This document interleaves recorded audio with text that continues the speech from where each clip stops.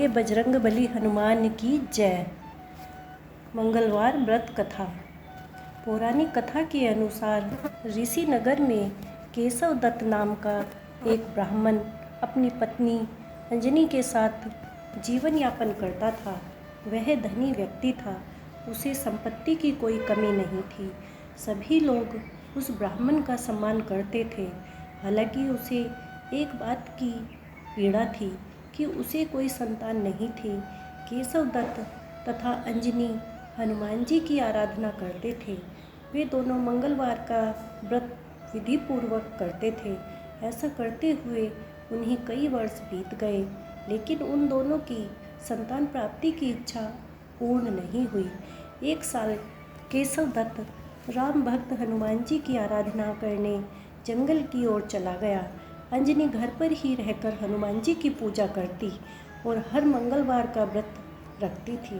ब्राह्मण दंपत्ति संतान प्राप्ति के लिए नियम पूर्वक मंगलवार का व्रत रखते थे। एक मंगलवार को अंजनी किसी कारणवश हनुमान जी का भोग नहीं लगा पाई। उसने व्रत रखा था। सूर्य अस्त होने के बाद वह बिना भोजन किए ही सो गई। फिर उसने निश्चय किया कि वह अगले मंगलवार व्रत के समय तक हनुमान जी को भोग लगाए बिना वह भोजन ग्रहण नहीं करेगी। वह अगले मंगलवार का इंतजार करने लगी। देखते देखते 6 दिन बीत गए। वह भूख प्यास से व्याकुल थी। उसने मंगलवार को हनुमान जी का व्रत रखा। उस दिन वह बेहोश हो गई। उसी दौरान हनुमान जी ने अचेत अवस्था में उसे दर्शन दिए।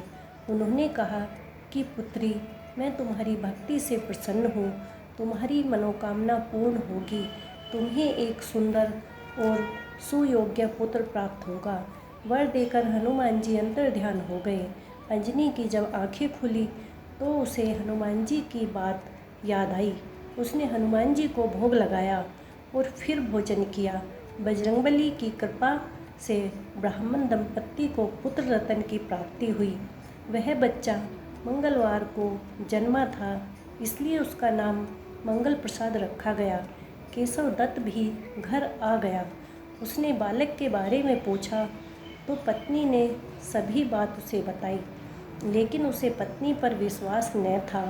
उसे लगा कि उसकी पत्नी ने उसके साथ धोखा किया है, वह झूठ बोल रही है। केशव दत्त ने उस बालक की हत्या की योजना बनाई। योजना के अनुसार एक दिन केशव दत्त बच्चे को नहलाने के लिए कुएं पर ले गया। फिर उसे मौका देखकर कुएं में फेंक दिया। घर आकर कहने लगा कि मंगल प्रसाद तो उसके पास गया ही नहीं।